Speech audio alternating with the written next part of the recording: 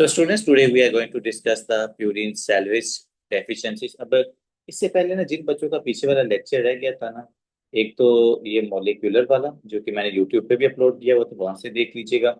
और उसके बाद ये जो न्यूक्लियोटाइड्स वाला था, इसको हमने डिटेल में डिस्कस किया था।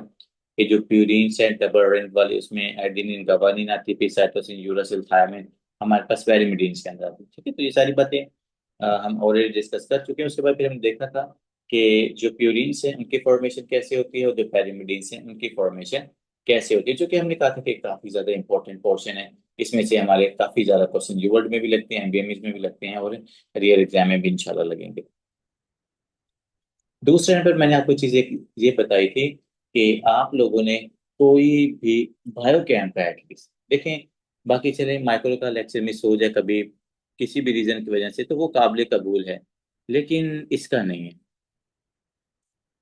उसकी आपको रीजन एक दो बार भी समझ आना शुरू हो जाएगी कि सर इतना ज्यादा बायोकेमिस्ट्री के ऊपर एम्फोसाइज क्यों कर रहे थे स्टूडेंट्स। उसका रीजन ये है कि इसके कॉन्सेप्ट्स एक दूसरे के साथ रिलेट करते हैं। अब डॉक्टर अस्मा, अगर हमने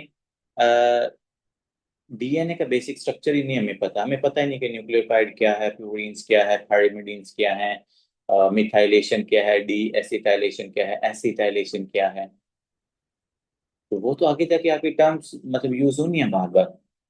तो जब तक हमें बेसिक चीजों का नहीं पता होगा, प्यूरिन्स की फॉर्मेशन कैसे होती है, प्यूरिन्स की ब्रेकडाउन कैसे होती है, और जब तक यही नहीं पता होंगे तो आगे जो हमारे मेन टॉपिक्स हैं, DNA replication, DNA repairing, mitosis हो गया, आगे सेल साइकिल वाला आ गया, तो फिर वो भी चीजें समझ नहीं आएंगी। बच्चे बायोकेमिस्ट्री से भागते हैं बहुत भागते हैं बायोकेमिस्ट्री से, क्योंकि उनको समझ नहीं आ रही। तो समझ कैसे आए जब तक आपको पता ही नहीं कि मैंने किस टॉपिक को कितनी इंपॉर्टेंस देनी है और उसको मैंने किस तरीके से समझना है। ठीक है, सो हर मैंने आपको पीछे चार्ट का बनाया था, बताया था कि यही वाला चार्ट है जो आज मैं आपको फिर पढ़ा रहा हूँ। ये वाला चार्ट आप लोगों ने एटलीस्ट 2 से 3 दफा ड्रॉ करके मुझे भी सेंड करना, क्योंकि ये चार्ट इतना इंपॉर्टेंट है। मोस्ट ऑफ द टाइम मैं स्टूडेंट्स को चार्ट का नहीं कहता होता कि आप लोग चार्ट ड्रा करो मुझे सेंड करो, लेकिन जो बायोकेम में इंपॉर्टेंट होंगे ना, वो मैं आप लोगों से जरूर कहूँगा। कुछ 3 दफा कहूंगा, कोई 5 दफा भी कहूंगा, कुछ साइकिल है वो 10 दफा भी आप लिखोगे। और जी ऐसा नहीं है कि मैं कोई आप लोगों के ऊपर जुल्म कर रहा हूँ या मैं आप लोगों को पनिश कर रहा हूँ, नहीं, ये स्टूडेंट्स रिक्वायरमेंट है। ये चीजें जब जब जब तक आप बार बार हाथों से नहीं गुजारोगे तब तक ये चीजें याद नहीं होती। देखिए, इवन तो हमारा डेली का यही काम है, और पिछले मतलब 4 इयर्स हो गए हम बायोकेमिस्ट्री पढ़ा रहे हैं, लेकिन हमें भी ये साइकिल्स भूल जाते हैं। मतलब एक बंदे ने 15-20 दफा बायोकेमिस्ट्री फर्स्ट ईयर को पढ़ा हुआ है, अगर उसको ये प्रॉब्लम आ रही है ना कि जब भी उसने पढ़ाना उससे पहले वो उसको रीड करके आ रहा है, वो उसको लेक्चर को प्रिपेयर करके आ रहा है, तो जाहिर बात है मैं खुद अपने आप को एक स्टूडेंट की माइंडसेट तक के लेके जाता हूँ कि हाँ यार, अगर मेरे ऊपर इतनी ज्यादा मुझे स्ट्रगल करनी पड़ रही थी तो इनको भी करेगी। इनको भी बताना चाहिए कि ये टैक्टिक्स हैं जी, इस तरीके से हमें चीजें ये याद होंगी। ठीक है, चलिए जी हम स्टार्ट करते हैं। प्यूरिन सैल्वेज, सबसे पहले देखें प्यूरिन सैल्वेज क्या होता है। प्यूरिन सैल्वेज ब्रेक डाउन होना, कैटाबोलिज्म होना, क्या होना,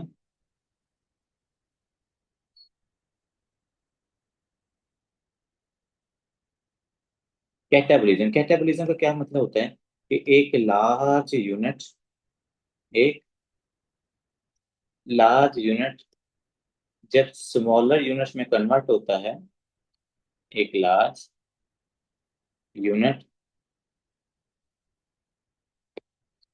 जब स्मॉलर यूनिट्स में कन्वर्ट होता है तो उसको हम क्या कहते हैं, दैट इज अ कैटाबोलिज्म। और एनाबोलिज्म का भी हमें पता है कि एनाबोलिज्म के अंदर क्या होता है कि एक जो लार्ज यूनिट है वो स्मॉलर यूनिट्स के अंदर कन्वर्ट होता है। ठीक है, मतलब लार्ज यूनिट की ब्रेकडाउन हो तो वो कैटाबोलिज्म है, और अगर स्मॉल यूनिट्स मिलके एक लार्ज यूनिट को बनाते हैं उसको हम एनाबोलिज्म कहते हैं। ठीक है, सो एनाबोलिज्म, कैटाबोलिज्म, ये बायोकेमिस्ट्री के अंदर ये वाले टर्म्स हम बार बार पढ़ेंगे। ठीक है, सो आज जैसे कि हमने पीछे अगर आप लोगों को याद हो प्यूरिन्स और पैरिडीन की सिंथेसिस के अंदर हमने एनाबोलिज्म की थी, वहां पर हमने डिफरेंट सबस्ट्रेट को यूज करके अपना एक लार्ज यूनिट बनाया था, जिसमें आपकी एक तरफ प्यूरिन्स थी और दूसरी तरफ हमारे पास पेरिमिडीन्स थी।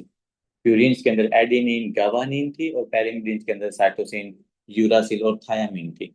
और उसके अंदर फिर हमने बहुत सारी मल्टीपल ड्रग्स की फिर हमने फॉर्मेशन देखी, वो मल्टीपल ड्रग्स के हमने मैकेनिज्म्स देखे थे।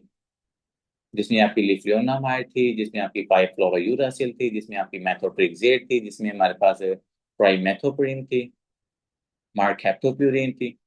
तो डिफरेंट टाइप की जो हमारे हम ड्रग्स यूज करते हैं, और ये मोस्टली जिन ड्रग्स का मैंने भी आपको जिक्र किया है, ये इम्यूनोसप्रेसेंट्स होती हैं, या हम इनको कीमोथेरेपी के लिए यूज करते हैं। कीमोथेरेपी के अंदर हम इनको क्यों यूज करें, क्योंकि देखें ना, अगर किसी पेशेंट की बॉडी के अंदर ट्यूमर बन रहा है तो उसमें एक्चुअली में क्या हो रही है, सेलोजेनेसिस, सेल की फॉर्मेशन ज्यादा हो रही है। सो अगर हम सेल्स की फॉर्मेशन को किसी तरीके से रोक सकें, तो इसका मतलब है कि हम उस ट्यूमर की ग्रोथ को भी रोक सकते हैं।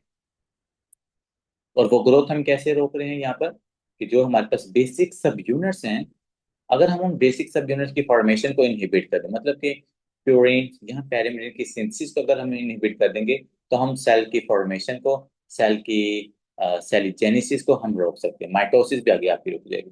तो इसलिए जो ट्यूमर का साइज होता है ना, वो डिक्रीज हो जाता है। देखें, मोस्टली जो ट्यूमर्स होते हैं ना, उन ट्यूमर्स के अंदर हम पहले, मतलब कि कीमोथेरेपी यूज करते हैं, एंटी ट्यूमर ड्रग्स इस्तेमाल करते हैं, उनके कुछ डोजेज हम इस्तेमाल करते हैं, इसीलिए कि ताकि हम ट्यूमर का जो साइज है उसको हम सप्रेस कर सकें। जैसे अगर मैं आपको एक सिंपल सी एग्जांपल दूं डॉक्टर बासित, तो वो हमारे पास प्रोलैक्टिनोमा है, जो कि आपके ब्रेन के अंदर ट्यूमर है। तो अगर ब्रेन के अंदर जो प्रोलैक्टिनोमा है, जिसका हमने पढ़ा हुआ कि जो भी ट्यूमर होता है आपकी बॉडी में, उसके दो इफेक्ट्स होते हैं, या तो उसका फंक्शनल इफेक्ट होता है, या उसका मैस इफेक्ट होता है। प्रोलैक्टिनोमा हमारे पास one of those tumours that has the functional effect, and at the same time that has the mass effect. ठीक है, जो प्रोलैक्टिनोमा होता है, ये ऑप्टिक कियास्मा को सप्रेस करके पेशेंट के अंदर बाई टेम्पोरल हेमिनोपिया की सिम्टम्स लेके, तो ये उसका मैस इफेक्ट होता है। अब जब आपने पेशेंट की वहां पर प्रोलैक्टिनोमा को क्या करना है, रिमूव करना होता है। सो उसको रिमूव हम डायरेक्टली नहीं करते होते, पेशेंट को कुछ दिनों के लिए हम उस पेशेंट की प्रोलैक्टिन को सप्रेस करने के लिए ड्रग्स देते हैं उस पेशेंट को, मोस्टली जैसे डोपामिन एगोनिस्ट हमने दे दिया, ब्रोमोक्रिप्टिन, कैबरोगुलिन दे दी, वो उस ट्यूमर के साइज को कम करती हैं। तो जब ट्यूमर का साइज कम हो जाता है, तो आफ्टर डेट हम उस ट्यूमर को रिमूव करते हैं, और उसको रिमूव करना भी क्या हो जाता है, फिर ईजी हो जाता है। ठीक है, तो ये चीज आपने याद रखनी है कि यहाँ पर हम जितने भी मैकेनिज्म्स पढ़ेंगे, उन मैकेनिज्म्स का मकसद यही होगा कि हमने जो कीमोथेरेपी की ड्रग्स पढ़नी है, मोस्टली आपको उनके साइड जो उनके मैकेनिज्म ऑफ एक्शन है ना, ये क्लियर होंगे। आपकी फर्स्ट एड के अंदर कोई ऐसा टॉपिक नहीं है जिसकी क्लिनिकल एसोसिएशन नहीं है। इन्होंने टॉपिक वो वाले ऐड किए कि जो क्लिनिकली इंपॉर्टेंट है, लेकिन सिर्फ हम इस चीज में लैग करते हैं कि हम उनको रिलेट नहीं कर पाते, हम उसको just as a theoretical use करते हैं। और आपका जो यू वर्ल्ड है, वो यू वर्ल्ड कहते हैं कि भाई थ्योरेटिकली आपको चीजों को पता है, आप इनको क्लिनिकली रिलेट करके फिर हमें आंसर दो। That is a requirement of your you world. Mostly students कहते हैं सर हमने 40 क्वेश्चन किए, उनके अंदर हमारे 20 क्वेश्चन गलत हो गए, उसके अंदर हमारे 25 क्वेश्चन गलत हो गए, हमने ये भी लेक्चर सुने, हमने वो भी लेक्चर सुने। मैंने कहा it's not all about the lectures, it's not all about the just reading the first aid, just understand the words, just understand the story behind these words. So every word of your first aid has a complete story, and just try to understand that story.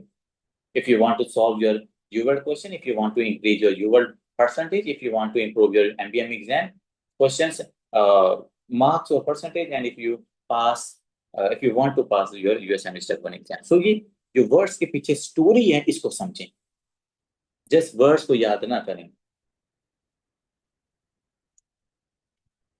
तो यहाँ पर हम बात कर रहे थे कि sir हमने प्यूरिन का क्या करना है, सैल्वेज करना है, इसकी ब्रेक डाउन करनी है। लेकिन उन्होंने साथ एक और चीज लिखी हुई है कि अदर प्यूरिन्स की ब्रेक डाउन करवाने वाले जो डिफरेंट फैक्टर्स हैं, जो डिफरेंट एंजाइम्स, अगर उनकी डेफिशिएंसी हो जाए, तो अगर उनकी डेफिशिएंसी होगी, तो जाहिर बात है कि हमारे पास जो प्यूरिन्स हैं, जो पैरामीडिन की, उस तरीके से ब्रेक डाउन नहीं होगी। ठीक है, तो वो सारी की चीजें कैसे आगे चलती हैं, उनको हम वन बाय वन डिस्कस करते हैं। सबसे पहले आपको यहाँ पर एक चीज नजर आ रही होगी, that is a nucleic acids. देखिए आपका जो न्यूक्लिक एसिड है, जो कि स्पेसिफिकली डीएनए और आरएनए के ऊपर कंसिस्ट है। किसके ऊपर कंसिस्ट है हमारा न्यूक्लिक एसिड, जहाँ डीएनए जेनेटिक मटीरियल्स, ये डीएनए के ऊपर, और डीएनए से जब आरएनए बनता है ट्रांसक्रिप्शन से, सो ये हमारे पास सारी जितनी भी सेलुलर फंक्शनिंग होती है यहाँ से कंट्रोल होती है। अब आपके डीएनए का जो बेसिक यूनिट है, basic structure and the functional unit, वो क्या है, वो है न्यूक्लियोटाइड। क्या है वो, न्यूक्लियोटाइड है, ठीक है। अब आप यहाँ पर ना आपने पहले नंबर पर तीन चीजों को समझना है। वो तीन चीजें क्या है कि हमारे पास नाइट्रोजनस बेसिस कौन सी हैं, हमारे पास न्यूक्लियोसाइड्स कौन से हैं, और हमारे पास न्यूक्लियोटाइड कौन से हैं। पहले नंबर पर तो जरा ये जो कंफ्यूजन है इसको दूर करें। पीछे हमने पढ़ा था कि सर जो न्यूक्लियोटाइड है ना, tide mean three, tide mean three. So nucleotide के अंदर क्या होती हैं, तीन चीजें होती हैं। वो तीन चीजें कौन सी होती हैं, उसमें एक राइबोस शुगर होती है, एक उसमें नाइट्रोजनस बेस होती है, एक उसके अंदर फॉस्फेट ग्रुप होता है। I'm repeating my words. Your nucleotides consist of three things. So the first is the ribose sugar, second one is a nitrogenous base, and the third one is a phosphate. So यहाँ पर आप ऊपर लिख लें ribose sugar, उसके बाद था nitrogenous base, और आर्डियन हमारे पास क्या था, फॉस्फेट। ठीक है, सो ये तीन चीजें मिलकर न्यूक्लियोटाइड्स को बनाती हैं। अब अगर आपके न्यूक्लियोटाइड्स, और जो न्यूक्लियोटाइड की एग्जांपल है वो ये है आपके पास, जैसे गवानिन मोनोफॉस्फेट, ये न्यूक्लियोटाइड है। जैसे एडेनिन मोनोफॉस्फेट। अब जब हम न्यूक्लियोटाइड में से इस फॉस्फेट ग्रुप को रिमूव कर देते हैं तो तब हम इसको क्या कहते हैं, that is a nucleoside. Is the difference between the nucleotide and nucleoside, these are not similar things, they have major differences between the nucleotide and the nucleoside। अब वो डिफरेंस क्या है कि अगर हम आपके न्यूक्लियोटाइड में से एक फॉस्फेट ग्रुप को रिमूव कर दें तो फिर हमारे पास न्यूक्लियोसाइड बन जाता है, ठीक है। अब जब न्यूक्लियोसाइड की ब्रेकडाउन होती है, न्यूक्लियोसाइड कौन सा है, गवानोसिन। ये जो वर्ड सुनते हो ना, अडीनोसिन, गवानोसिन, ये न्यूक्लियोसाइड्स हैं। अडीनोसिन, guanosine, so these are the nucleosides। ऊपर guanosine मोनोफॉस्फेट, एडिनोसिन मोनोफॉस्फेट, वो आपकी न्यूक्लियोटाइड्स हैं। फॉस्फेट ग्रुप को रिमूव करो तो वो हमारे पास गुआनोसिन या एडिनोसिन बन जाते, जो कि हमारी न्यूक्लियोसाइड्स हैं। और अगर न्यूक्लियोसाइड्स में से हम क्या करते हैं कि राइबोस शुगर को रिमूव कर दें तो फिर क्या बचता है, एट द एंड पे नाइट्रोजिनस बेसिस है। और वो नाइट्रोजिनस बेसिस जिनको हम क्या कह रहे हैं, these are your purines, these are your pyrimidines. So ये जो गवानीन है इसको हम कहेंगे that is a purine. So actually में ये सारी प्यूरिन है, लेकिन ये जो प्यूरिन्स की जो बेसिक नाइट्रोजिनस बेसिस है ना, वो ये है। हम कहेंगे ये जो हमारे पास प्यूरिन का न्यूक्लियोटाइड है, ये प्यूरिन का न्यूक्लियोसाइड है, ये प्यूरिन की फ्री बेसिस है, नाइट्रोजिनस बेसिस है। तो जो आप लोग कहते हो ना गवानीन, या आप लोग कहते हो एडिनिन, जब भी हम पूछते होते हैं ना कि हाँ भाई न्यूक्लियोटाइड जो प्यूरिन है वो कौन सी, तो आप कहते हो adenine and the guanine. So actually में जो आप बताते हैं ना, वो आप प्यूरिन्स की नाइट्रोजिनस बेसिस का नाम लेते हैं। तो जब नाइट्रोजन बेसिस के साथ हम राइबोस शुगर लगा दें तो वो हमारे पास न्यूक्लियोसाइड्स हैं। जब फॉस्फेट ग्रुप साथ लगा दो तो वो आपका न्यूक्लियोटाइड बन जाता है, ठीक है। So actually these are the sub classification of your purines and the pyrimidines. अब यहाँ पर हमारा जो मेन चीज है, हमने पूरा एक जेनेटिक मटेरियल, लेट्स सपोज ये आपका ब्यूटीफुल सेल है, इस ब्यूटीफुल सेल के अंदर ये न्यूक्लियस है, इस न्यूक्लियस के अंदर क्या है, जेनेटिक मटेरियल है। अब हमने इस जेनेटिक मटेरियल की क्या करनी है, सैल्वेज, इसकी हमने करनी है ब्रेक डाउन। तो अब देखो ब्रेक डाउन के अंदर एक हम यहाँ पर न्यूक्लिक एसिड ले लेते हैं डीएनए, एक हम यहाँ पर ले लेते हैं न्यूक्लिक एसिड, ठीक है। एक आपका लेफ्ट साइड वाला है, एक यहाँ पर हमारे पास है राइट साइड पे। बात जरा आपने समझिए, न्यूक्लिक एसिड से सबसे पहला जो मॉलिक्यूल बनता है दैट इज न्यूक्लियोटाइड। न्यूक्लियोटाइड की ब्रेक डाउन से अगर मैं वहां से फॉस्फेट ग्रुप निकाल दूं तो फिर आपकी न्यूक्लियोसाइड बनेगी दैट इज गुआनोसिन। गुआनोसिन में से अगर हम राइबोस शुगर को निकालें तो ये गवानिन, जो कि नाइट्रोजीनस बेसिस या प्यूरिन बेसिस है, नंबर 3 पे ये बनती है, ठीक है। अब यहाँ पर ना दो पाथवेज होते हैं, असल गेम है यहाँ पर।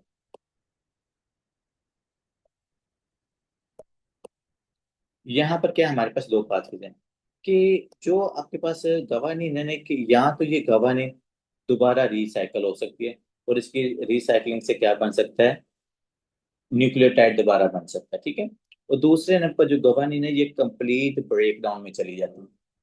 अगर आप लोगों को याद हो, सो मैंने आपकी सिमिलर जो एग्जांपल है ना वो हेमाटोलॉजी में भी दी हुई है। In haematology we always discuss about the haemolysis. We have two types of the hemolysis, intravascular hemolysis and extravascular hemolysis. सो हम कहते थे कि जो एक्स्ट्रा वस्कुलर हीमोलिसिस है उसके अंदर क्या होती है, कंप्लीट ब्रेकडाउन। मतलब स्प्लीन के अंदर जो हीमोग्लोबिन की ब्रेकडाउन होती है वो कंप्लीट ब्रेकडाउन होती है, जिससे एट द एंड बिलीरुबिन की फॉर्मेशन भी होती है। But if there is a breakdown in the intravascular, जैसे करें इंट्रावस्कुलर हेमोसिस, सो अगर ब्रेकडाउन आपकी ब्लड वेसल्स के अंदर होती है तो वो कंप्लीट हीमोग्लोबिन की ब्रेकडाउन नहीं होती, तो उससे सिर्फ रेड ब्लड सेल्स की ब्रेकडाउन से हीमोग्लोबिन बनती है। लेकिन वही अगर हीमोग्लोबिन आपकी स्प्लीन में चली जाए तो उसकी कंप्लीट ब्रेकडाउन होती है, उससे एट प्रोटोपोर्फिरिन बनता है। प्रोटोपोर्फिरिन के साथ एल्ब्यूमिन लगती है और उसके बाद फिर वही प्रोटोपोर्फिरिन अनकॉन्जुगेटेड बिलीरुबिन के साथ कन्वर्ट होता है। अनकॉन्जुगेटेड बिलीरुबिन को आपका एल्ब्यूमिन लीवर के पास लाके कॉन्जुगेट कर देता है।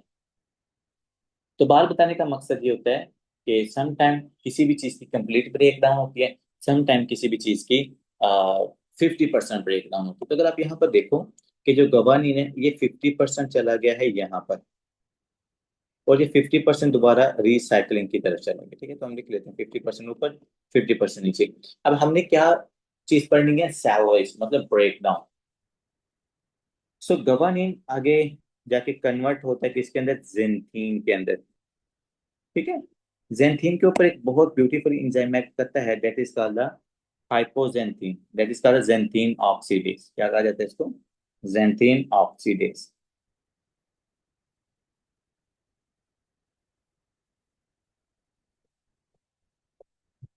जेंथीन, that is very important enzymes. देखिए मैं ज्यादातर आप लोगों को ये नहीं कहता होता कि आप सारे एंजाइम्स याद करो, लेकिन जो कुछ एंजाइम्स है ना, you need to memorise those beautiful enzymes. जिसमें एक आपका आता है थायराइड पर ऑक्सीडेज, जो कि आपके थायराइड ग्लैंड में प्रेजेंट होता है, दैट इज वेरी इंपॉर्टेंट। क्योंकि वो एक तो T3 और T4 के फॉर्मेशन के द्वारा होता है। उसके बाद जो आपकी थायोनामाइड्स ड्रग्स होती हैं, मतलब कि प्रोपाइल थायोयूरासिल और मेथ्रीमाजोल, वो भी आपके इसी एंजाइम को जाके ना इनहिबिट करती हैं, इसको थायराइड पर ऑक्सीडेज। तो आपने उसको याद करना है। फिर हमारे पास एक और एंजाइम था, epoxide reductase. Any one of you can tell me what is the function of epoxide reductase? Anyone, can you tell me what is the function of epoxide reductase?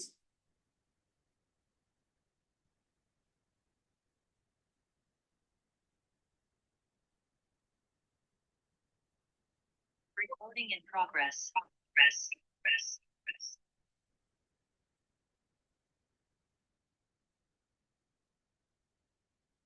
हाँ जी, डू यू नो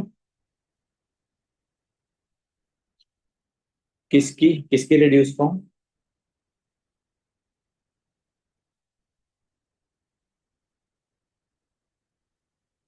हाँ, very good very good. So as doctor Noreen said that, exactly exactly vitamin K का आप recycle कह लें, vitamin K का आप लोग उसकी ऑक्सीडाइज फॉर्म को रिड्यूस फॉर्म में कन्वर्ट करना, और वो जो रिड्यूस फॉर्म है फिर वो आप लोगों को पता है कि जो हमारे पास 2, 7, 9, 10 जो आपके क्लॉटिंग फैक्टर्स हैं उनको इनएक्टिवेटेड फॉर्म से एक्टिवेटेड फॉर्म के अंदर वो कन्वर्ट करती है। ठीक है, सो वो एक एंजाइम आपके लिए इंपॉर्टेंट है। फिर एक है अल्फा वन हाइड्रोक्सिलेज। हाँ जी, what is the function of alpha one hydroxylase?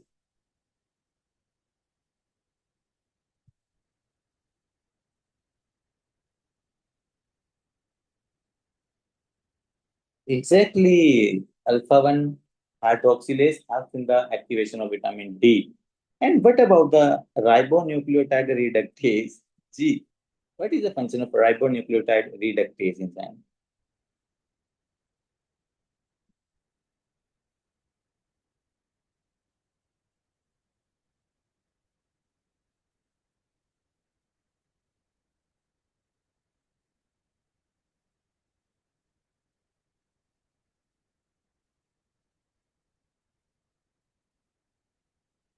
तो राइबोन्यूक्लियोटाइड रिडक्टेज एंजाइम हमने कल भी पढ़ा था कि ये प्यूरिन की सिंथेसिस के अंदर आपको हेल्प करता है। ठीक है, सो पेरिमिडीन की, सो अगर राइबोन्यूक्लियोटाइड रिडक्टेज नहीं होगा तो हमारी पेरिमिडीन की सिंथेसिस नहीं होगी, डीएनए नहीं बनेगा। ठीक है, अच्छा जी, अब यहाँ पे 50% जो गवानीन है इससे जेंथीन बनता है।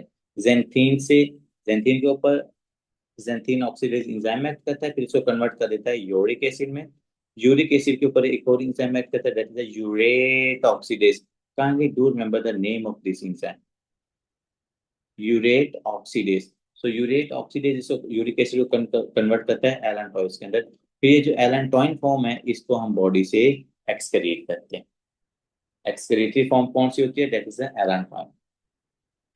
तो ये डॉक्टर बासित जो हमारी एक साइड की तरफ जीएमपी, जो कि न्यूक्लियोटाइड थी हमारी किस प्यूरिन की? That is guanine. तो गवानीन से 50% तो यहाँ पर चला गया। अब दूसरी तरफ देखें, दूसरा जो 50% है इसको हम रिसाइकल कर लेते हैं। वो रिसाइकल कौन करता है? ये है पीआरपीपी।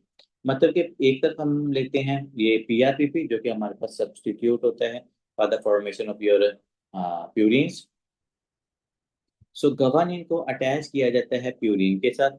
जब गवानीन को प्यूरिन के साथ अटैच किया जाता है, लेकिन हमारे लिए यहाँ पर सबसे इंपॉर्टेंट चीज है कि इसको अटैच कौन करता है? पी या पी को गवानीन के साथ अटैच कौन करता है? सो ये हमारे पास है hypoxanthine guanine phosphoribosyl transferase, that is HGPRT, one of the most important enzyme. HGPRT बहुत इंपॉर्टेंट एंजाइम है। And if I would say this is the longest enzyme. ये सबसे बड़ा इंजाइम है आपकी फर्स्ट एड का। इससे बड़ा कोई इंजाइम नहीं, ठीक है। तो इसको आपने HGPRT को हमेशा याद रखना। अभी हम देखेंगे कि अगर देखें इसने क्या कर दिया HGPRT ने, पीआरपी और गवर्नर को पकड़ के उसे जीएमपी बना दिया। फिर दूसरी तरफ उसे क्या बना दिया? आईएमपी बना दिया। तो ये दोबारा जो 50% हमारे पास प्यूरिन्स बच जाते हैं नाइट्रोजनस बेसिस, उनको रिसाइकल कर लेते हैं, उनको दोबारा यूटिलाइज कर लेते हैं। अब अगर किसी पेशेंट के अंदर ना HGPRT की डेफिशिएंसी है, सो इसका मतलब है कि ये अब 50% नहीं, गवानीन से अब 100% यूरिक एसिड बनेगा। और जब ज्यादा यूरिक एसिड होता है तो उसकी वजह से काफी ज्यादा केमिकल मैकेनिकल चेंजेस आते हैं, that will discuss later on. ठीक है। अब दूसरी तरफ हमने एक तरफ तो जो हमारी प्यूरिन एक थी गवर्नेंस को हमने डिस्कस कर लिया। अब आते हैं हम दूसरी तरफ। आप यहाँ पर देख रहे होंगे पीआरपीपी, जो कि हमने कल भी देखा था कि ये तो मेन मॉलिक्यूलर, ये देखें आप, यही तो मेन मॉलिक्यूलर जो आपकी प्यूरिन्स को बनाते हैं। सो यहाँ पर आप देखें कि एडेनिन के साथ अटैच हुआ PRPP in the presence of this enzyme APRT, in the presence of this enzyme APRT. So PRPP के साथ एडेनिन लगता है और इससे क्या बनता है? एडिनोसिन मोनोफॉस्फेट, एएमपी बनता है, ठीक है। एएमपी फिर कन्वर्ट होता है न्यूक्लियोसाइड के अंदर, that is a nucleotide, here is a nucleoside. और न्यूक्लियोसाइड के ऊपर एंजाइम एक्ट करता है एडिनोसिन डी अमाइनेज। और फिर एडिनोसिन से क्या बनता है? Inosine, that is a nitrogenous base. अब ये भी जो पॉइंट है हमारे लिए ये वाला, एडिनोसिन से इनोसिन बनना, समझ रहे? सो अगर इनोसिन बनता है तो ये तो बड़ा इजी काम है। इनोसिन से क्या बनेगा? हाइपोजेंथिन। हाइपोजेंथिन के ऊपर जेंथिन ऑक्सीडेज एंजाइम लगेगा। हाइपोजेंथिन से जेंथिन, जेंथिन से यूरिक एसिड, यूरिक एसिड से एलेंटोइन, और एलेंटोइन आपकी बॉडी से एक्सक्रीट हो जाता है। So that is a mechanism that you can C in the purine salvage, in the purine breakdown. जब प्यूरिन की ब्रेकडाउन होती है तो बड़ा सिंपल है, एक तरफ हमारे पास जीएमपी, दूसरी तरफ एएमपी है। बस आपने इनके ये मैकेनिज्म याद रखने हैं। और कौन कौन से एंजाइम है देखें डॉक्टर ने, डॉक्टर इकरा मेन एंजाइम कौन सा है? सबसे पहले HGPRT, दूसरी तरफ हमारे पास है जेंथिन ऑक्सीडेज, और तीसरे हमारे पास है एडी एडिनोसिन डी अमाइनेज। ये तीन एंजाइम्स हमारे पास इंपॉर्टेंट है। अगर इनकी डेफिशिएंसी हो जाए तो आप मुझे खुद बताएंगे जो इनके फंक्शन से क्या वो परफॉर्म हो सकते नहीं हो सकते। सो जेंथिन ऑक्सीडेज की अगर डेफिशिएंसी होती है तो फिर हमारे पास यूरिक एसिड नहीं बनता। क्या नहीं होगा फिर? यूरिक एसिड की फॉर्मेशन यहाँ पर नहीं होगी, जो कि हमारे लिए जरूरी होती है। इसी तरह अगर HGPRT है तो हमारे पास 50% रिसाइकलिंग नहीं होगी, तो सारा यूरिक एसिड बन जाएगा। पेशेंट की बॉडी के अंदर यूरिक एसिड की अमाउंट बहुत ज्यादा हो जाएगी। इसी तरीके से अगर एडीए ज्यादा है ना, सॉरी, अगर एडीसी एंजाइम की डेफिशिएंसी है तो एडिनोसिन ज्यादा होगा। एडिनोसिन ज्यादा होगा तो ये डीऑक्सी एडिनोसिन को ज्यादा कर देता है, ठीक है। जब डीऑक्सी एडिनोसिन ज्यादा होती है तो फिर वो इनहिबिट करती है राइबोन्यूक्लियोटाइड रिडक्टेज को, ठीक है। वो अभी एंजाइम नीचे जाके डिस्कस करते हैं। पहले हमारा मेन काम था हमने उस साइकिल को डिस्कस करना है। चलिए, अब आते हैं सबसे पहले ये वाला डिसऑर्डर, जो कि आपकी एमएलई के अंदर इनमें से एक जरूर पूछा जाता है। इन दोनों में से एक आपसे जरूर पूछा जाएगा। अच्छा जी, सबसे पहले मेरे पास कौन सा? That is adenosine D aminase deficiency. क्या है? एडिनोसिन डी अमाइनेज, जो जो ऊपर मैंने कहा था कि एडिनोसिन को कन्वर्ट करता है इनोसिन के अंदर। अब अगर एडिनोसिन की डेफिशिएंसी हो जाए, एडिनोसिन की अगर डेफिशिएंसी हो जाए, ये देखें, ADA adenosine deaminase is required for the degradation of adenosine and deoxy adenosine. ये दो एंजाइम्स की ब्रेकडाउन करो, ये दो सबस्ट्रेट की ब्रेकडाउन करवाता है। एक तो आपके पास एडिनोसिन है, दूसरा डीऑक्सी एडिनोसिन है। ये दोनों मॉलिक्यूल को काइंडली याद रखना है, क्योंकि अगर ये डीऑक्सी एडिनोसिन ज्यादा हो गया ना, तो ये यहाँ पर आप ये देखें, अगर डीऑक्सी एडिनोसिन ज्यादा हो गया ना, तो ये जो मेरे पास है, ये देखें, एंजाइम नजर आ रहे हैं, राइबोन्यूक्लियोटाइड रिडक्टेज। अगर डीऑक्सी एडिनोसिन ज्यादा होती है, तो राइबोन्यूक्लियोटाइड रिडक्टेज एंजाइम एक्टिव नहीं करेगा, ये एंजाइम अपना फंक्शन परफॉर्म नहीं करेगा। अगर ये एंजाइम फंक्शन परफॉर्म नहीं करेगा, तो हमारे पास एडिन, I am just simplifying, we have already talk about it. तो अगर हमारे पास एंजाइम की डेफिशिएंसी हो जाएगी, तो जो हमारी मेन पेरिमिडीन्स है उनकी फॉर्मेशन नहीं होगी। अगर पेरिमिडीन्स की फॉर्मेशन नहीं है, तो डीएनए की फॉर्मेशन नहीं है, डीएनए की फॉर्मेशन नहीं है, तो आपका सेल नहीं बनता। और वो कौन सा सेल है जो एडिनोसिन डीएमाइनेज की डेफिशिएंसी से नहीं बनता? Let me discuss later on. तो सबसे पहले ये देखें, एडीए कम है, एडिनोसिन डीएमाइनेज, इसकी वजह से क्या हो रहा है? Increase deoxy adenosine, deoxy adenosine ज्यादा है। अब जब डीऑक्सी एडिनोसिन ज्यादा, जो मैं अभी आपको बात बता रहा हूँ, ये देखें, डीऑक्सी एडिनोसिन ज्यादा होने की वजह से ये जो राइबोन्यूक्लियोटाइड रिडक्टेज एंजाइम था, ये इनहिबिट हो जाता है। और अगर ये इनहिबिट होगा, doctor doctor you can see decrease DNA precursors in the cells. तो डीएनए के जो प्रिकर्सर्स हैं, कौन से डीएनए के प्रिकर्सर्स हैं? आपका ये जो प्यूरिन्स हैं, जो पेरिमिडीन्स है, ये आपके डीएनए की प्रिकर्सर्स हैं जिन्होंने डीएनए को बनाता है। So if you are lacking the enzymes that are important for the formation of your purines and the pyrimidines, then there's a no formation of the DNA. And if there's a no formation of the DNA, then there's no control of the nucleus on the cell. And if there's no control of the nucleus on the cell, there's no formation of that cell. So इसी तरीके से जब DNA ही नहीं होता, तो हमारे लिए सबसे इंपॉर्टेंट एंजाइम, मतलब सारी सेल्स ही वैसे ही जरूरी है, लेकिन जो लिम्फोसाइट सेल्स हैं, इनकी डेफिशिएंसी हो जाएगी। काइंडली डू रिमेंबर दैट अगर एडीए की कमी होगी इस एंजाइम की, तो आपके लिम्फोसाइट सेल्स इफेक्ट हो जाएंगे। क्या होंगे?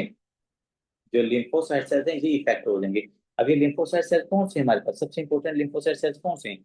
सबसे पहले हैं G T cells. As you know that we have discussed in the immunology portion, if the T cells are lacking, there is no formation of the B cells. And if there are no B cells, there is no formation of the plasma cell. So आप खुद ही देख सकते हैं कि जिन patients के अंदर doctor Basit, अगर ADA की डेफिशिएंसी है, स्पेसिफिकली लिम्फोसाइट्स इफेक्ट होंगे। और अगर लिम्फोसाइट सेल इफेक्ट होंगे, ना टी सेल बनेगा, ना बी सेल बनेगा, ना प्लाज्मा सेल बनेगा। And if there is no formation of any type of the lymphocytes, that is leads towards the severe combined immunodeficiency.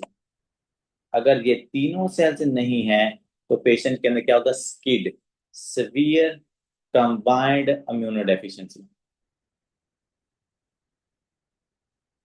Severe combined immunodeficiency. जो immunodeficiency का patient है, वो कैसे प्रेजेंट करता होता है? This patient presents with the recurrent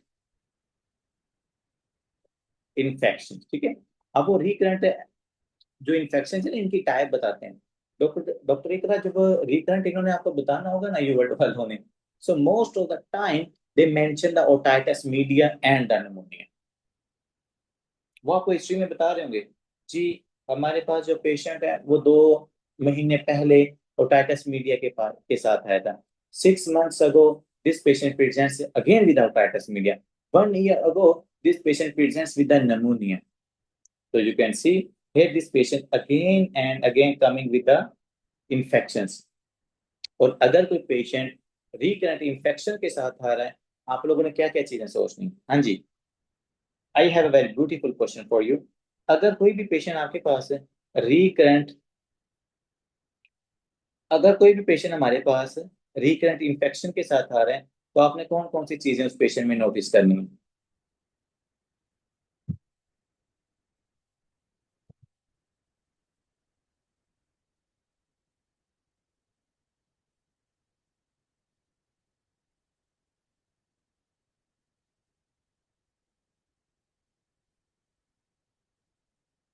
हाँ जी। अगर कोई पेशेंट आप लोगों के पास रिकरेंट इन्फेक्शन के साथ आ रहा है, तो आप लोगों ने उसकी पेशेंट के बारे में क्या सोचना है, हम इसको क्या हो सकता है? बहुत कॉमन सी चीज है वैसे, मैं काफी दफा लेक्चर्स में ये चीज मेंशन भी की हुई है।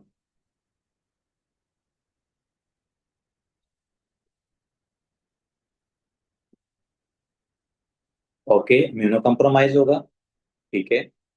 मतलब इम्यूनो कम्प्रोमाइज ये है ना, कि पेशेंट के अंदर एक्स लिंक्ड ए गामा ग्लोबुलिनीमिया हो जाएगा doctor, severe combined immuno deficiency हो जाएगी, यहाँ पेशेंट के अंदर हाइपर आईजीएम सिंड्रोम हो जाएगा। तो yes, you are right. The first thing that you are always going to understand is the immunocompromise, कि भाई पेशेंट के अंदर इम्यून सिस्टम नहीं सही काम कर, ठीक है। चलेंगे, पेशेंट का इम्यून सिस्टम ठीक है, और क्या हो सकता है? हाँ जी। अगर इम्यून सिस्टम ठीक है, इसके अलावा क्या रीजन हो सकता है रिकरेंट इन्फेक्शन का?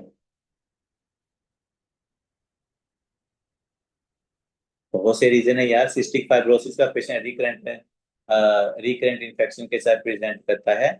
अगर रिकरेंट निमोनिया है तो वो ब्रोंकियाटेसिस का पेशेंट हो सकता है। अगर रिकरेंट इन्फेक्शन आपके लंग के एग्जैक्टली डॉक्टर, हाँ, एंटीबायोटिक रेजिस्टेंस, ठीक है। हाँ, थ्रोम्बोसाइटोपिनिया की वजह से डॉक्टर ब्लीडिंग होती है। सो अगर एक ही आपके लंग का जो लॉब है उसमें रिकरेंट इन्फेक्शन हो रहे हैं, जी, अगर आपके लंग का एक ही लॉब है उसमें बार बार इन्फेक्शन हो रहा है, what do you suspect? Yes, the George syndrome, exactly, T cells नहीं होते वहां पे, थाइमस नहीं होता।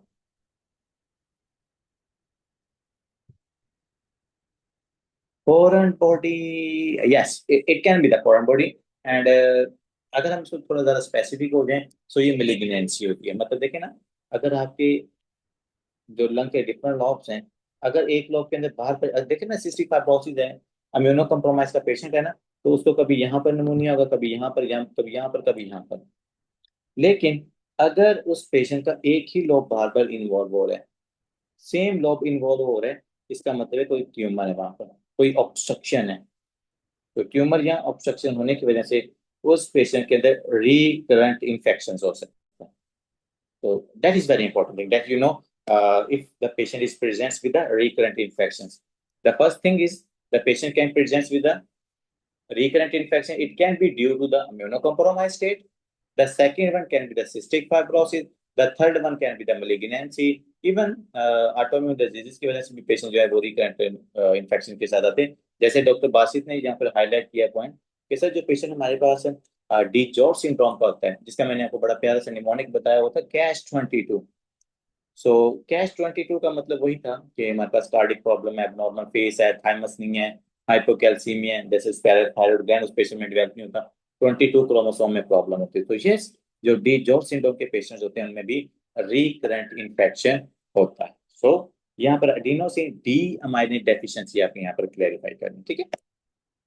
अच्छा जी, आगे आते हैं लिश-नीहान सिंड्रोम। ये लिश-नीहान सिंड्रोम आपके एमबीएम में इसका भी क्वेश्चन है, आपका यूरिड इसको बार बार हिट करता है, इसलिए इसका क्वेश्चन नहीं आपने गलत करना। ये स्टेप 1 के अंदर भी आता है, ये स्टेप 2 के अंदर भी आता है।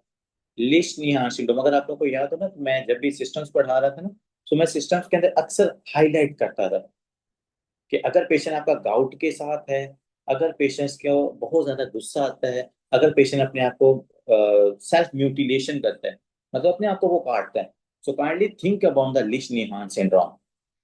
अब वो लिश नीहान सिंड्रोम में क्या प्रॉब्लम हो सकती है, now we are going to discuss. क्योंकि हमने यहाँ पर साइकिल को पढ़ लिया था, अब ये हमारे लिए ज्यादा आसान हो जाएगा, ठीक है।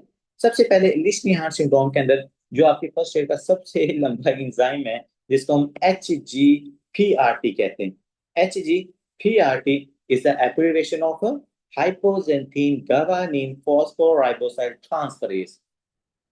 किसकी ये एब्रिविएशन है? हाइपोजेंथीन गावानिन फोस्फोराइबोसाइल ट्रांसफरेज। सो जो हमारे पास लिस्ट निहार सिंड्रोम का पेशेंट होता है, अब हमारा ये जो HGPRT था, क्या किया था इसने साइकिल में, कैन यू सी है? HGPRT ने सर एक तरफ हमारे पास लिया था PRPP को, दूसरी तरफ लिया था गवानिन को, ये दोनों को इसने आपस में कंबाइन करवा के GMP और IMP बना दिया था। क्या कर दिया था? GMP और IMP, ये मैकेनिज्म याद रखना है। ये साइकिल आप लोगों ने इतनी दफा ड्रॉ कर लेना है कि आपको पता हो कि HGPRT क्या कर रहा है। एक तरफ जो HGPRT वो PRPP को और गवानीन को दोनों को मिला के GMP बना रहा है, और अगर आप नोटिस करो कि ये हाइपोजेंथीन को और PRP दोनों को मिला के IMPP बना रहा है। तो ये आपके पास न्यूक्लियोटाइड्स को बनाना है, इसलिए तो मैंने कहा कि ये रिसाइक्लिंग इंजाइम है आपका HGPRT। So if you are lacking the HGPRT enzyme, if you are lacking this enzyme, so it means there's a no conversion of the hypoxanthine into the IMP, there's a no conversion of the guanine into the nucleotide. So वो जो guanine है, जो कि हमने कहा था कि 50% recycle में जाती है, 50% वो यूरिक एसिड बना रही थी। Now this guanine 100% converting into your xanthine, and if that is 100% converting into the xanthine, so on xanthine oxidase enzyme is acting, and that convert your xanthine into the uric acid. So that's our main problem. That's our main problem. We have excess amount of the uric acid in Leishman syndrome. So Lesch Nyhan syndrome में क्या हो रहा है कि sir HGPRT जो enzyme है, यहाँ पर ये डेफिसिट है, यहाँ ये म्यूटेटेड। अच्छा, यहाँ पर भी बहुत बड़ा क्लू है। मैं ये तो आपको बताता हूँ कि फर्स्ट एड को सिर्फ इसकी लाइनें पढ़ना इट्स नॉट इनफ, इसको समझना हमारे लिए ज्यादा जरूरी है। म्यूटेशन होना और डेफिसिट होना, दोनों चीजों में फर्क हो सकता है, और ये हमारे यूवर्ड इस लेवल तक चीजें पूछता है आपसे। देखिए, म्यूटेशन का मतलब ये है कि ये जो एंजाइम है ये 50% फंक्शनल हो सकता है 50% ना फंक्शनल हो। तो अगर 50% फंक्शनल है, इसका मतलब है कि उस पेशेंट में जो सिविरिटी है सिम्टम्स की वो कम होगी, as compare if that patient is 100% lacking this enzyme. सो अगर 100% डेफिशिएंसी हो रही है इस एंजाइम की, तो तब उस पेशेंट के अंदर और ज्यादा सीवियर सिम्टम्स आएंगी, लेकिन अगर म्यूटेशन है तो लेस सीवियर आएंगी। ठीक है, चले हम पहले सस्पेक्ट कर लेते हैं कि इस पेशेंट में ना डेफिसिट है, HGPRT है ही नहीं है। लिश निहार सिंड्रोम वाले पेशेंट में HGPRT ये वाला एंजाइम है ही नहीं है। अगर ये एंजाइम नहीं है तो आप लोगों ने रट्टा नहीं लगाना, क्रैमिंग नहीं करनी, just revise your cycle. Just revise your cycle. क्या हो रहा था हमारे साइकिल के अंदर? सर सबसे पहले GMP था, GMP से हमारे पास ग्वानोसिन बना, ग्वानोसिन से फिर हमारे पास सॉरी एडिनोसिन बना, एडिनोसिन से एडेनिन बना, जैसे यहाँ पर आप देखें। और अगर इसको हम यहाँ पर इंप्लीमेंट करें GMP, GMP से ग्वानोसिन, ग्वानोसिन से गवानिन, और ये जो गवानिन है ये 100% जेंथीन, जेंथीन से यूरिक एसिड बना रहा है। सो इस एंजाइम की डेफिशिएंसी की वजह से हमारे पास मेन प्रॉब्लम क्या होगी? अब आप बताना, ये देखें आपको कॉन्सेप्ट समझ आ गया मेन चीज। लिश्निहार सिंड्रोम में HGPRT की डेफिशिएंसी है, हाइपर यूरिक एसिड इस पेशेंट में होगा। अब इस चीज की तो डेफिशिएंसी है, लेकिन कौन से फैक्टर्स हैं वो जो इनडायरेक्टली कम हो रहे हैं? इसको हम कहते हैं कि ये आपके यू असेंबली के अंदर एरो क्वेश्चन आएगा। वो एरो क्वेश्चन डॉक्टर इकरा कैसे आ सकता है कि वो आपसे पूछेंगे लिश्निहार सिंड्रोम वाले पेशेंट का पूरा क्राइटेरिया दे के आपसे नीचे पूछ लेंगे, हाँ जी बताएं, option one, option one, option two, option three, option four. ऊपर आपको उन्होंने पूरा सिनेरियो देके ना, at the end let's suppose उन्होंने आपको बता भी दिया कि वो लिश्निहान सिंड्रोम है, even though most of the time वो डायग्नोस नहीं बताते। इसको हम कहते हैं सेकंड या थर्ड स्टेप क्वेश्चन, जिसमें डायग्नोस नहीं बताते, जिससे ट्रीटमेंट पूछ लेते हैं, ट्रीटमेंट भी नहीं बताते, जिससे कॉम्प्लिकेशन पूछ लेते हैं, वो फिर थर्ड और फोर्थ स्टेप पे जाता है, वो स्टेप टू के अंदर पूछ लेते हैं। सो यहाँ पर आप लोगों ने देखना है कि हमारे पास लेट्स सपोज आपको डायग्नोज हो गया, पूरा सिनेरियो दिया हुआ था कि एक पेशेंट है, वो पेशेंट हमारे पास आ रहा है, उस पेशेंट के मसल्स के अंदर कॉन्ट्रैक्शन है, कॉन्स्ट्रिक्टेड मसल्स हैं, उस पेशेंट के अंदर गाउट की सिम्टम्स हैं, वो पेशेंट बहुत ज्यादा अग्रेसिव है। ठीक है, उसके बाद वो कहते हैं कि जी हाँ जी ये पेशेंट है, अब इस पेशेंट के इन डिफरेंट फैक्टर्स के ऊपर क्या इफेक्ट आएगा। सबसे पहले तो आपने उसका डायग्नोज बनाया, डायग्नोज आपने क्या बनाया कि भाई ये लिश्निहार सिंड्रोम का पेशेंट है। अब लिश्निहार सिंड्रोम वाले पेशेंट के अंदर जो डिफरेंट फैक्टर्स हैं उनके ऊपर क्या इफेक्ट पड़ता है, देखें। सबसे पहले वो आपको लिखते हैं, हाँ जी आप लोगों ने जल्दी जल्दी मुझे आंसर बता देना, टाइम बहुत कम है। पहला जो आपके पास एरो क्वेश्चन आया हुआ है ना, क्योंकि आपको 5 to 6 एरो क्वेश्चन आने एग्जाम के अंदर। पहला है कि उसका GMP भी ज्यादा है, उसका IMP भी ज्यादा है, ठीक है। दूसरा वो आपको कहते हैं कि GMP ज्यादा है, लेकिन जो उसका IMP है ये कम है। फिर आपको कहते हैं कि जी उसका GMP भी कम है, उसका IMP भी कम है, ठीक है। फिर आपको कहते हैं उसका GMP ज्यादा है, लेकिन उस पेशेंट का जो आईएमपी है ना, चलिए यहाँ पर हम लिख लेते हैं कि उस पेशेंट का आईएमपी ज्यादा है लेकिन उसका जीएमपी कम है। अब आप मुझे बताएं कि लिस्नी हार्ट सिंड्रोम वाले पेशेंट्स के अंदर इन फैक्टर्स के ऊपर क्या इफेक्ट पड़ेगा, what do you think? That is the arrow question that they can ask into your USMD exam and even into your MBBS exams.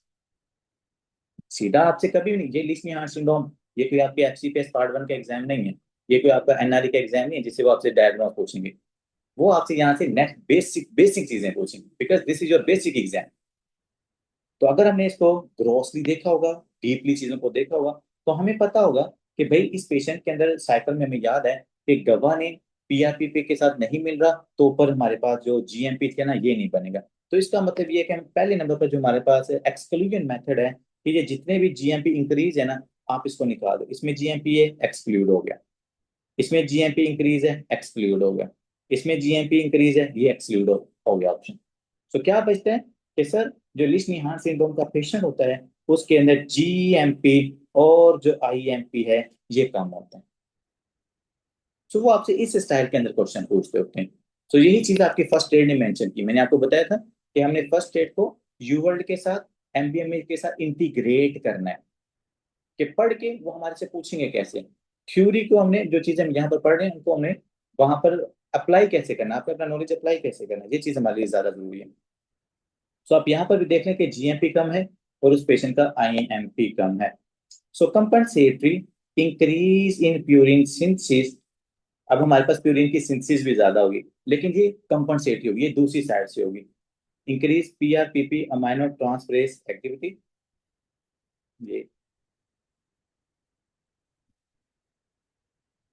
ये देखिए कि हमारे पास जो ऑपोजिट वाली साइड है ना कि ये इंजाइम, अब जब आपके पास एक इंजाइम की डेफिशिएंसी है तो हमारे हमेशा हमारी फर्स्ट एड के अंदर ये असूल है। आप लोगों को पता है किसी भी पेशेंट के अंदर ना कोई भी डिजीज कब डेवलप होती है, आपको कोई भी जो डिजीज है ना वो कब डेवलप होती है? सर हर जो डिजीज है वो उस टाइम पे डेवलप होती है जब हमारी बॉडी का कंपनसेटरी मैकेनिज्म फेल होता है। अब लेट्स सपोज मैं एक सिंपल से अक्सर एग्जांपल देता होता हूँ कि अगर एक पेशेंट है ना आपका हार्ट फेलियर का, उस पेशेंट के अंदर कॉन्ट्रैक्शन कम होगी, वो पेशेंट में सिस्टोलिक हार्ट फेलियर है। सो फर्स्ट नंबर पे जो आपकी अपनी बॉडी है वो उसको कंपनसेट करने की कोशिश करेगी। अब डिफरेंट जो आपके सिस्टम्स हैं उनके पास डिफरेंट कंपनसेटरी मैकेनिज्म्स होते हैं। किसी के पास जैसे आपका सीवीएस है, जैसे आपका हार्ट फेलियर, वो एएमपी बीएमपी को रिलीज करेंगे, कंपनसेट करने की कोशिश करेंगे। अगर हम किडनी की बात कर लें, किडनी के पास भाई मायोजेनिक और जो ट्यूबुलो ग्लोमेरुलर मेथड होता है वो उसके जरिए अपने आप को कंपनसेट करने की कोशिश करते हैं। वो उसके जरिए अगर हाइपरटेंशन है तो वो कॉन्ट्रैक्शन कर लेते हैं, ब्लड का फ्लो कम कर लेते हैं किडनी की तरफ। हाइपोटेंशन है तो वो वैसोडायलेशन करके किडनी का फ्लो ज्यादा कर लेते हैं। तो मतलब आपकी पूरी बॉडी के अंदर हर सिस्टम, हर ऑर्गन अपने आप को कंपनसेट करता है। डिजीज या फेलियर तब होता है जब कंपनसेटरी मैकेनिज्म भी फेल हो जाता है, जब आपका रास मैकेनिज्म फेल होगा, जब आप लोगों का एएनपी बीएमपी फेल हो जाएगा, जब आप लोगों का ट्यूब्यूलो ग्लोमेरुलर सिस्टम फेल हो जाएगा। सो इसी तरीके से जब आपको H G P R T की कमी थी इस एंजाइम की, सो कंपनसेटरी के तौर पर जो दूसरा एंजाइम था उसने ज्यादा एक्ट किया और उसने किसी हद तक जो प्यूरिन्स की सिंथेसिस को बढ़ाने की कोशिश की है। तो अब ये स्टार्ट के अंदर तो बढ़ा देगा लेकिन जैसे जैसे आगे हमारे पास जितनी भी ये बन रही हैं ये सारी आगे यूरिक एसिड में कन्वर्ट होती जा रही हैं। तो वो तो हमारे पास स्टार्ट के अंदर चले किसी हद तक कंपनसेट करेगा लेकिन एट दी एंड तुम्हारे पास जो यूरिक एसिड की फॉर्मेशन है वो ज्यादा होनी है। और वो यूरिक एसिड की फॉर्मेशन ज्यादा होने की वजह से पेशेंट के अंदर बहुत अग्रेसिव सिम्टम्स आनी है। ठीक है, स्टार्ट के अंदर माइल्ड सिम्टम होगी, with the passage of time ये सिम्टम सीवियर होगी। आपका यूवर्ल्ड कहता है, आप यूवर्ल्ड के अंदर देखें आप लोग ना इसको बड़ा सिंपली समझते हो, ये क्वेश्चन नहीं होता, एक उसकी डिफरेंट ब्रेक डाउन होती हैं। आपने पेशेंट की एज देखनी है, आपने पेशेंट की क्लिनिकल प्रेजेंटेशन देखनी है, आपने पेशेंट की हिस्ट्री देखनी है, वाइटल्स देखनी है। वो मैं आपको अक्सर सेपरेटली वीडियोस बनाते होते कि how to solve the UWorld. जो उसके अंदर एक जो चीज जो सब स्टूडेंट मिस करते हैं वो सिम्टम्स की सिविरिटी को मिस करते हैं। अब आप कहेंगे सर ये कैसे हो गया, जितनी भी सिम्टम होती है सब में डायरिया लिखा होता है जितनी भी सिम्टम होती है यहाँ पे ब्लड प्रेशर इंक्रीज होता है, नहीं। अगर डायरिया है, check for the dehydration symptoms, check for the dehydration symptoms. Sunken eyes कितनी है, पेशेंट के अंदर बीपी उसका कितना ड्रॉप हो रहा है। अब अगर मैं थोड़ा सा नेक्स्ट स्टेप पे चला जाऊं, पेशेंट की हीमो कंसंट्रेशन कितनी ज्यादा है।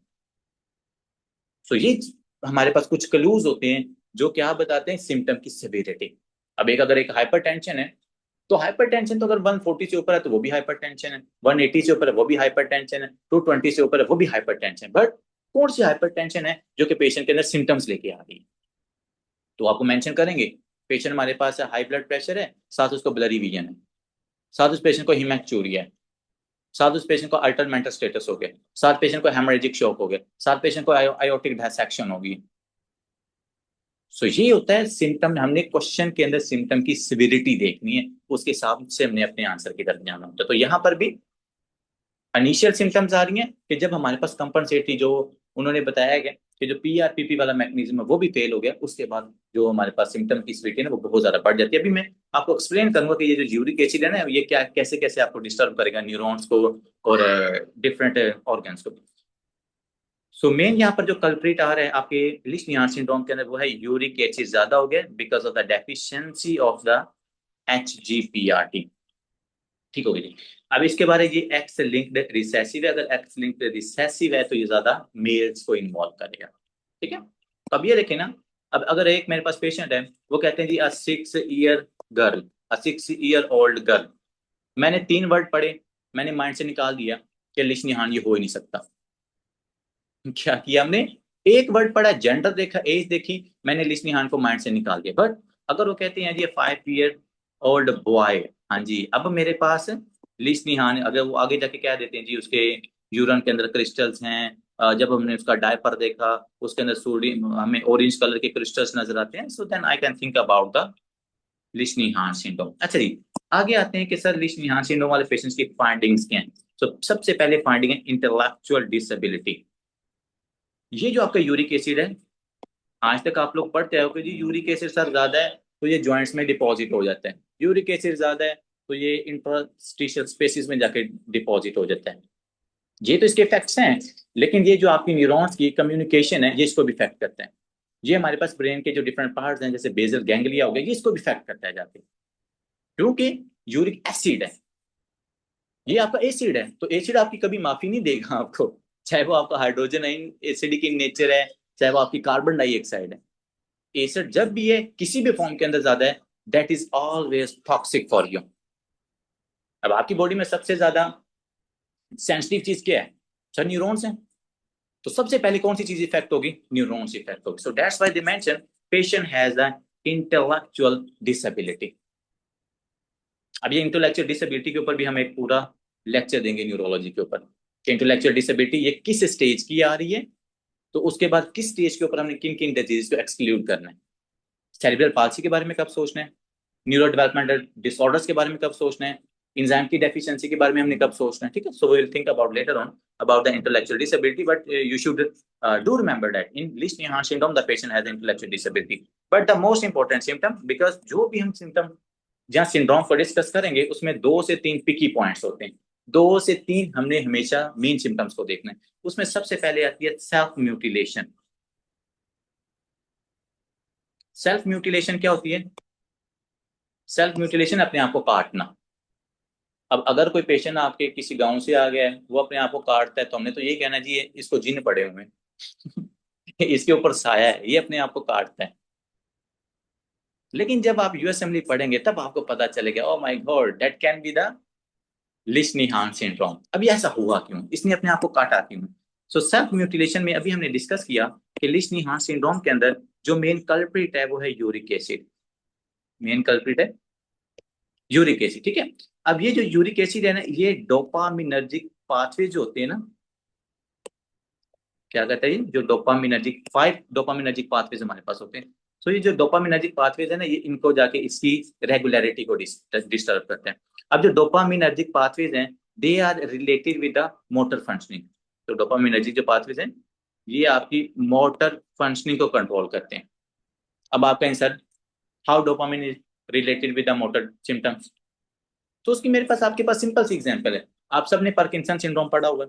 क्या होता है अभी पार्किंसन सिंड्रोम वाले पेशेंट में, उसमें डोपामिन सर कम होती है, डोपामिन कम होगी तो उसमें क्या प्रॉब्लम आ रही है? मोटर सिम्टम आ रही है भाई, रिजिडिटी बढ़ रही है, चला नहीं जा रहा पेशेंट से, या उसके बाद उसमें ट्रिमर्स हो रहे हैं, यही होता है ना उसके अंदर। अब उसमें डोपामिन कम था इसलिए रिजिडिटी हुई, इसलिए उस पेशेंट से सही से चला नहीं जा रहा। ठीक है, उसके ऊपर भी हम लेटर ऑन डिस्कस करेंगे डिटेल के अंदर। लेकिन यहाँ पर जो यूरिक एसिड है ये डोपामिनर्जिक पाथवेज को एक्टिवेट करता है, ये डोपामिन के रिसेप्टर्स को ज्यादा एक्टिवेट करता है, जिससे मोटर एक्टिविटी बढ़ती है। ये मोटर एक्टिविटी जो यहाँ पर बढ़ रही है कि वो अपने आप को काट रहा है, वो जो सेल्फ म्यूटिलेशन कर रहा है वो उसकी मोटर एक्टिविटी इंक्रीज हो गई। एक तरफ इंटेलेक्चुअल डिसेबिलिटी है, उसको पता नहीं वो क्या कर रहा है, दूसरे नंबर पर इरेगुलरिटी, उसके कंट्रोल में चीजें नहीं है, तो वो जो मोटर फंक्शनिंग इंक्रीज हुई है वो उसमें अपने आप को काट रहे हैं, वो उसमें अपने आप को नुकसान दे रहे हैं। डन हो गया।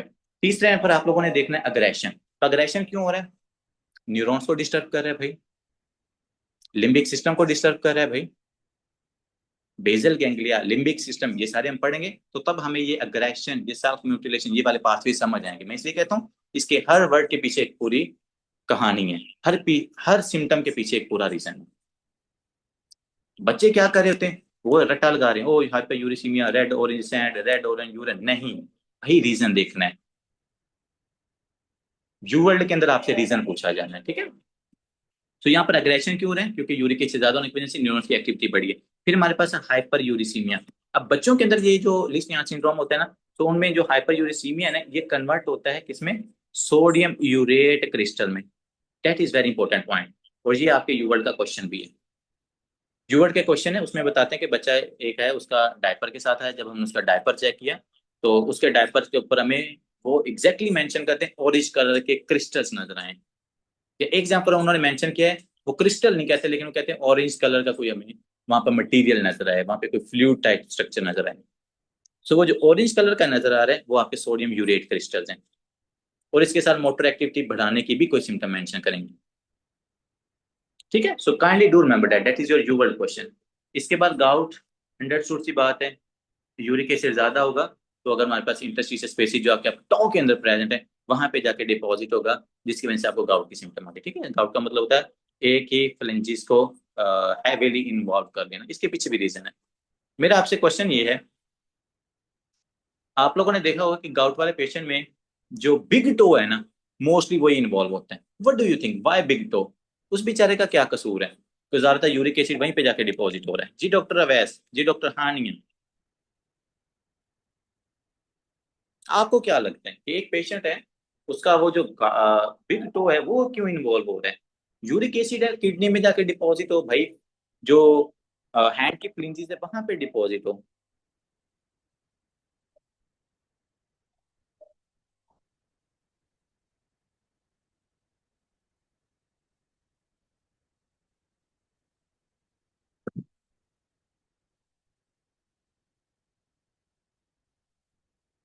तो देखें स्टूडेंट्स, हर चीज का रीजन होता है, हर चीज के पीछे एक स्टडी होती है, उसके बगैर नहीं होता। जो इसका एक मैकेनिज्म बताया जाता है वो ये है कि आपके बिग टो के अंदर टेम्परेचर वेरिएशन होती है, मतलब कि as compare to whole body, जैसे हम टेस्टिस की बात करते हैं ना, कि पूरी बॉडी के हिसाब से जो टेस्टिस है उसमें टेम्परेचर कम होता है, इसी तरीके से जो बिग टो है उसमें टेम्परेचर थोड़ा सा कम होता है, तो इसलिए जो यूरिक एसिड है वहां पे जाके डिपॉजिट होगा। अब आप कहेंगे सर टेस्टिस में भी तो टेम्परेचर कम है, तो हमें गाउट टेस्टिस में क्यों नहीं होता? भाई टेस्टिस के अंदर है, हमारे ब्लड का जो फ्लो है वो उस हिसाब से नहीं होता। अब आप लोग खड़े हो, सारा ब्लड कहाँ पे जाके स्टेसिस में जा रहा है? वो आपके फुट के ऊपर बैठे हैं ना आप लोग। ब्लड अगर मेरे पास जा रहा है तो मेरे पास फुट की तरफ जा रहा है, ब्लड का फ्लो ज्यादा फुट की तरफ है। ब्लड अगर स्टेसिस में जा रहा है तो फुट की तरफ जा रहा है। अब एक तरफ हमारे पास 100 नैनोमीटर पर केजी पर एल है, लीटर, जो ब्लड की अमाउंट है जिसमें इतने क्रिस्टल हैं वो आपके ब्लड फुट की तरफ जा रहे हैं। एक तरफ है जी वो सिर्फ 1 mg जो क्रिस्टल हैं वही जा रहे हैं। तो इसलिए ज्यादा जो है ना टेम्परेचर की थोड़ी वेरिएशन होने की वजह से, ब्लड का फ्लो ज्यादा होने की वजह से फुट के अंदर इन्वॉल्व होते हैं, वो भी बिग टू आता है, ठीक है। सो दैट्स वाई गाउट के अंदर ज्यादातर। और दूसरी बात ये भी है कि जरूरी नहीं है कि सिर्फ आपका बिग टो ही हो, अगर यूरिक एसिड बहुत ज्यादा हो जाए ये आपके बॉडी के किसी भी हिस्से को इन्वॉल्व कर सकता है, ये भी जरा चीज याद रखिएगा। किडनी को तो करते ही करता है, किडनी को तो करते हैं, जीआईटी की को भी इफेक्ट करता है, तो अगर यूरिक एसिड जितना ज्यादा है ये उतना ही ज्यादा आप लोगों के लिए इफेक्टिव होगा। आगे आ जाते हैं डिस्टोनिया। डिस्टोनिया का क्या मतलब होता है? मसल टोन बढ़ जाती है, मसल की जो टोन है वो इस पेशेंट के अंदर इंक्रीज हो जाती है। तो ये मसल टोन क्यों इंक्रीज हो रही है? वही बात है, मोटर फंक्शनिंग बढ़ गई है, तो मोटर फंक्शनिंग बढ़ने की वजह से मसल टोन है। आगे जी मैक्रोसाइटोसिस, जो मैक्रोसाइट्स हैं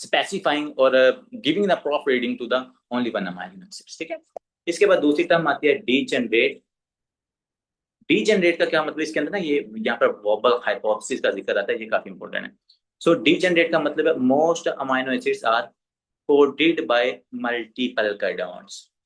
अब अगर कहीं पर आपको ऑप्शन के अंदर मेंशन करते हैं, स्टेटमेंट के अंदर मेंशन करते हैं, टॉपिक में मेंशन करते हैं कि भाई डीजेनरेटिव जो मैकेनिज्म है या जो पैटर्न है न्यूक्लिक एसिड्स का वो फॉलो हो रहा है, तो आपने क्या कहना है कि भाई यहाँ पर जो ज्यादा अमाइनो एसिड्स हैं वो मल्टीपल कोडॉन से बनती हैं।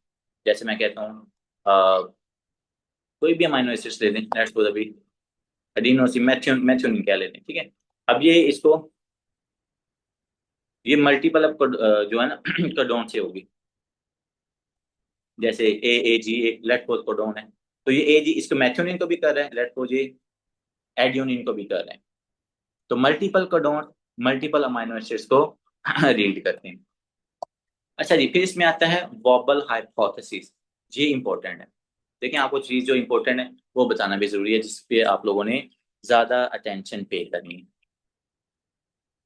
जिस पे आप लोगों ने ज्यादा अटेंशन पे करनी है। तो यहाँ पर हमें क्या बता रहे हैं, वोबल हाइपोथेसिस बताती है first two nucleotides of codon are essential for anti codon recognisation. So अगर हमने एंटी कोडॉन को रिकॉग्नाइज करना है तो जो फर्स्ट टू न्यूक्लियोटाइड्स हैं वो इंपॉर्टेंट है। कौन से न्यूक्लियोटाइड इंपॉर्टेंट है, फर्स्ट टू वाले। और जो थर्ड वन है, and the third nucleotide can defer. पहले दो वाले जो है ना वो हमारे लिए इसको एंटी कोडॉन को रिकॉग्नाइज करेंगे, और जो तीसरा न्यूक्लियोटाइड होगा ना वो डिफरेंट होगा, वो वॉबल होगा, वो इरेगुलर होगा, ठीक है। एक्सेप्शंस कैसे हैं, जो मेथियोनिन है एयूजी, ये मेथियोनिन का आपने ये पैटर्न याद रखना है न्यूक्लियोटाइड्स का। जैसे ट्रिप्टोफैन है UGG are encoded by only one codon है। अच्छा, मेथियोनिन और ना ट्रिप्टोफैन का याद रखना, आपकी यूएस असेंबली के अंदर भी ये इंपॉर्टेंट है। मेथियोनिन एयूजी आपने कभी भी नहीं भूलना। इसके बाद आगे कुछ स्टॉप कोडॉन्स हैं, कुछ प्रमोटर्स हैं, मैंने आपको वो वाले उनका जो पैटर्न है वो याद करवाना है। ये जो मेथियोनिन है ये आपने कहानी जरूर याद रखनी, ठीक है, एयूजी। अब आते हैं जी कोमालेस ओवरलैपिंग। सो इसका मतलब होता है read from the fixed starting point as a continuous sequence of the bases है, exception are the some wiles है। तो इसमें आपने कहता है कि एक साइड से स्टार्ट करना है और उसको फिर आपने फॉलो करते हुए ना रीडिंग एक साइड जैसे ए बी सी है ना, सो इसको आपने फिर कंटिन्यू पढ़ना है। आपने ऐसा नहीं कहना कि ये एक न्यूक्लियोटाइड है तो मैं ए के बाद डी के ऊपर आ जाऊँ, नहीं, ये नहीं। अगर लिखा हुआ है ना नॉन ओवरलैपिंग, तो नॉन ओवरलैपिंग या कॉमन एस के अंदर आपने कंटिन्यू न्यूक्लियोटाइड्स को पढ़ना है। फिर आता है यूनिवर्सल। यूनिवर्सल का क्या मतलब है, genetic codon is conserved through out the evaluation. मतलब कि जितनी मर्जी चेंजेस हो जाए, जितनी मर्जी रेप्लिकेशन हो जाए, लेकिन जो कुछ जेनेटिक कोड्स हैं वो सेम ही रहेंगे, जितनी मर्जी एवेल्युएशन, क्योंकि डीएनए की रेप्लिकेशन के अंदर तो बहुत ज्यादा एवेल्युएशन है। अब ये जो जो हमें जीन्स या ये जो हमें फिनोटाइप्स नजर आती हैं, तो ये जीनोटाइप्स की चेंजेस की वजह से नजर आती है ना। तो वो जीनोटाइप्स के अंदर अगर एवेल्युएशन नहीं होगी तो तब तो ये सिम्टम्स ही नहीं नजर आएंगे। तो अगर वो कहते हैं ना कहीं पर यूनिवर्सल लिखा हुआ है, तो इसका मतलब है कि जेनेटिक कौन क्या है, कंजर्व है। जैसे मैं कहता हूँ कि जी जैसा कलर मेरे वालद की आंखों का वो वैसा मेरे अंदर, वैसा मेरे बच्चों के अंदर है, तो ये क्या आ रहा है, ये कंजर्व आ रहा है, ये सेम आता जा रहा है, ठीक है। Exceptions in animals, mitochondria some codon specify different amino acids than the non mitochondrial DNA. तो उसकी एग्जांपल बता रहे हैं कि भाई डीएम जो माइटोकॉन्ड्रिया है ये एक्सेप्शन है, इसके अंदर ऐसा नहीं होता, ठीक है। तो ये कुछ आपने बस इन वर्ड्स का मतलब याद रखना है। जो चीज आपके काम की है वो आपको बता दी कि मैथ्यूनिन का, ट्रिप्टोफैन का, ये एयूजी और यूजीजी याद रखना है। अम्बिगुअस का मतलब आपको पता होना चाहिए, और मेन काम है ये बात जहां पर आप लोगों ने टाइम लगाना है कि प्यूरिन सैल्वेज डेफिशिएंसी के अंदर एचजीपीआरटी, एडीए, और उसके बाद यूरिक एसिड का कॉन्सेप्ट, और उसके बाद आलोप्यूरिन और फिबॉक्सीसेट का कॉन्सेप्ट। और देखें बहुत से स्टूडेंट्स पता क्या करते हैं, उनको पता है नहीं कि मैंने कौन कौन सी चीजें यहाँ से पेज से उठानी है। अब ये क्या लिखा हुआ है, यूरेट क्रिस्टल, अब सबको पता होगा जेंथिन ऑक्सीडेज का, लेकिन इस बेचारे के साथ आप ज्यादती करोगे। सो रेस्प्यूरिक केस जो है ना, ये आगे जाकर हम यूज भी करेंगे। तो ये यूरेट क्रिस्ट जो ऑक्सीडेज एंजाइम है ना इसके ऊपर एक्ट करती है, ठीक है। इसी से आप लोगों को क्या करना है। सो यहाँ पर आप लोगों का बायोकेमिस्ट्री का सबसे पहले हमने क्रोमैटिन स्ट्रक्चर, उसके बाद मिथाइलेशन एसिटाइलेशन वो सब कवर किया था, न्यूक्लियोटाइड्स को हमने कवर किया है, उसके बाद प्यूरिन पैरामिडिन की सिंथेसिस कवर की है, प्यूरिन सैल्वेज को हमने कवर किया है, और कल से हम डीएनए की प्रॉपर जो हमारा टॉपिक है वो कल से स्टार्ट होना है। वो पहला टॉपिक आपका डीएनए की रेप्लिकेशन। ठीक है स्टूडेंट, बाकी आपको मिलते हैं इंशाल्लाह नेक्स्ट लेक्चर के अंदर। See you in next lecture guys. Okay, अल्लाह हाफिज़।